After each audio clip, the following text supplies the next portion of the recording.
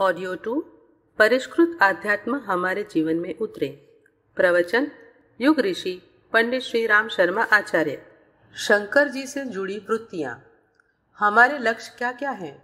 इसके लिए हमने नमूने के खिलौने के भीतर तरह तरह की आकृतियाँ बना दी हैं और उन आकृतियों के भीतर कुछ संदेश, कुछ उद्देश्य, कुछ लक्ष्य, कुछ विचारणाएं, कुछ प्रेरणाएं भरकर रख दी हैं। जैसे शंकर के खिलौनों के भीतर भर दी है। शंकर की मूर्ति खिलौना है? हाँ, खिलौना है। ऐसा कोई शंकर नहीं है जैसा कि हमने बना करके रखा है। हमने खिलौनों में सारी वृत्तियां समावेश करके रखी हैं। शंकर भगवान के सिर में से गंगा जी का पानी निकलता है। इसका क्या मतलब है? हमारे मस्तिष्क में से, हमारे विचारों में से ज्ञान की गंगा विचारधारा जो प्रवाहित होनी चाहिए वह गंगा जैसी निर्मल होनी चाहिए। यह मॉडल का लक्ष्य है जो इसके पीछे पहेली के रूप में और कहानी के रूप में छिपा हुआ है। यह हमारा लक्ष्य है। शंकर भगवान के सिर पर चंद्रमा टिका हुआ है। इसका क्या मतलब है? चंद्रमा का अर्थ है शांति, संतुलन। हमारे मस्तिष्क में शांति और संतुलन का स्वरूप रहना चाहिए। शंकर भगवान के गले में मुंडों की माला पड़ी हुई है। इसका मतलब है कि हर समय हमको मौत याद रहनी चाहिए और हमारा घर श्मशान में होना चाहिए। हमको याद रहना चाहिए कि हमको मरना है। शंकर भगवान विभूतिवान थे। उनके पास कोई संपत्ति नहीं थी, अतः हमको भी भौतिक संपत्ति से निष्पृह होना चाहिए। शंकर भगवान के अंदर क्या क्या विशेषताएं थी? वे सांपों को गले से लगाते थे। हम भी पिछड़े हुए लोगों को, दुष्ट लोगों को गले लगाकर उन्हें ठीक कर सकते हैं। जैसे भगवान बुद्ध ने अपने समान कितनों को बना लिया। शंकर भगवान की तरह हम भी ये कर सकते हैं कि हम अपनी भूत प्रेतों की सेना बना करके रहें। भूत प्रेतों से मतलब है पिछड़े हुए लोग, बैकवर्ड लोग। बैकवर्ड से मेरा मतलब केवल अछूतों से नहीं है, वरन बैकवर्ड्स वे लोग हैं जो भावनात्मक दृष्टि से, नैतिक दृष्टि से, चारित्रिक दृष्टि से गिर गए, पिछड़ गए। वे सब लोग बैकवर्ड हैं। गुरुजी, हमने तो यह सुना है कि सरकारी हिसाब से अछूतों को बैकवर्ड कहते हैं। नहीं बेटे, बैकवर्ड अछूतों को नहीं कहते। अछूत तो केवल पैसे की दृष्टि से बैकवर्ड है, सामाजिक दृष्टि से बैकवर्ड है, नियत की दृष्टि से, भावना की दृष्टि से, चरित्र की दृष्टि से दूसरे लोग भी बैकवर्ड हैं। हमको उन्हें भी साथ लेकर चलना पड़ेगा।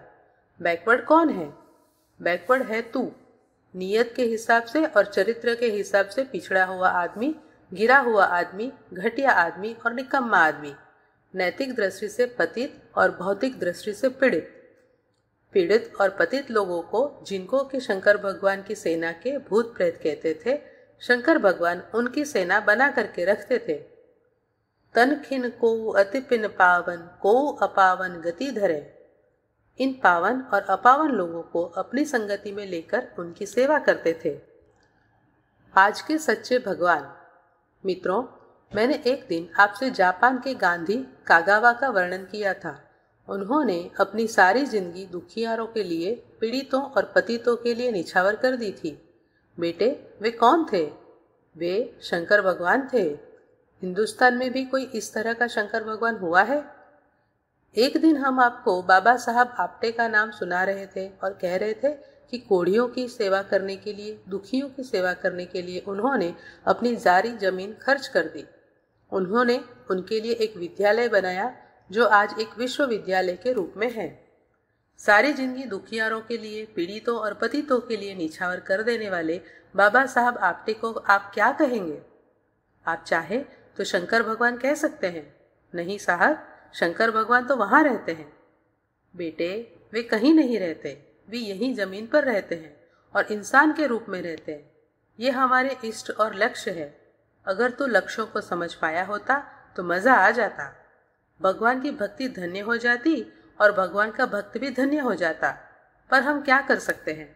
इस अज्ञानता के जमाने में जहाँ के प्रत्येक क्षेत्र में अनैतिकता और अवांछनीयता सिद्धांतों के नाम पर, आदर्शों के नाम पर फैली पड़ी है, अगर वहां भगवान की भी मिट्टी पलिद हो जाए तो हर्ज की क्या बात है?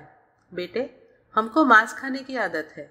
उस आदत को पूरा करने के लिए हम देवी का बहाना लेते हैं, देवी पर बकरा चढ़ाते हैं और खुलेआम खाते हैं।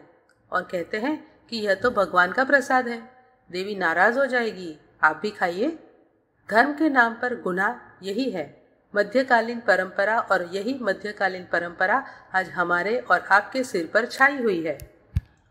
हमारी आध्यात्मिक धरोहर।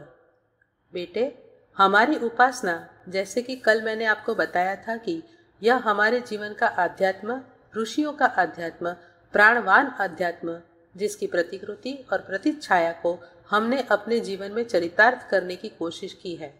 यह कोई नया मजहब या नया धर्म नहीं है। प्राचीन काल के ऋषियों ने जिस तरह से आध्यात्म का उपयोग किया, उसकी फिलॉसफी जो कुछ भी थी, जिस आधार पर उन्होंने भगवान का पल्ला पकड़ा, जिस आधार पर उन्होंने आत्मिक उन्नति की, वही आधार हमारे हैं, जिनको कि हम अपने निजी अनुभव के रूप में इस शिविर में आपको सुनाते और समझाते चले आ रहे हैं। हमारा व्यक्तिगत अनुभव और ऋषियों का अनुभव एक है, आध्यात्मिक जीवन भी एक है। आध्यात्मिक जीवन सामर्थ्य का पुंज है। तो क्या धन का भी कोई पुंज है? हाँ, धन का भी पुंज है, सामर्थ्य का भी पुंज है और पैसे का पुंज है। जो मालदार आदमी होते हैं वे अपनी संपदा का उपयोग नहीं करते, हम जानते हैं, लेकिन जो आध्यात्मवादी होते हैं उनकी संपत्ति का कोई ठिकाना नहीं होता। चाणक्य की संपत्ति का कोई ठिकाना नहीं था। वह बहुत मालदार था।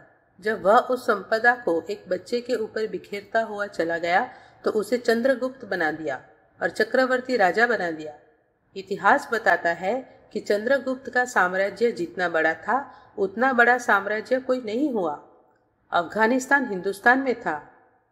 समस्त विश्व को भारत के अजस्त्र अनुदान के नाम से हमने एक पुस्तक लिखी है, जिसमें यह बताया है कि हिंदुस्तान कहाँ कहाँ तक फैला हुआ था।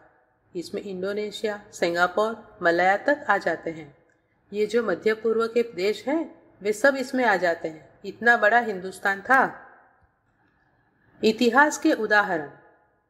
इस सारे के सारे हिंदुस्तान साम्राज्य का एक ही चक्रवर्ती सम्राट था। उसका नाम था चंद्रगुप्त। चंद्रगुप्त कौन था?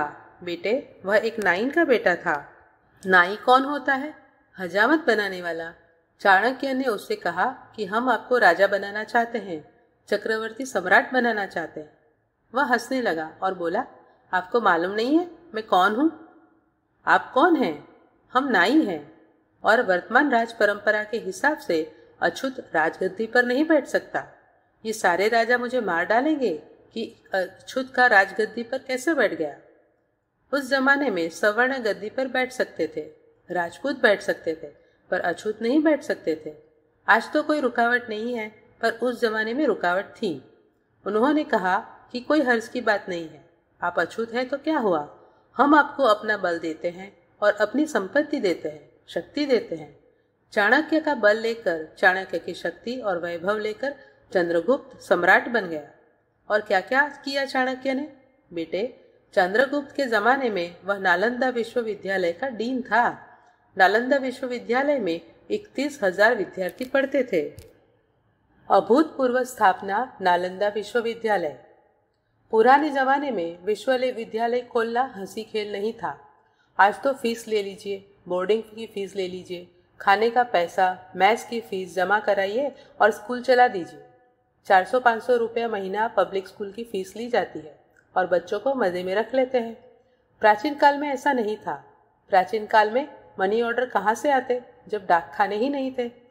जहाँ कहीं भी विद्यालय होते थे वहाँ के संचालकों को ही प्रबंध करना पड़ता था।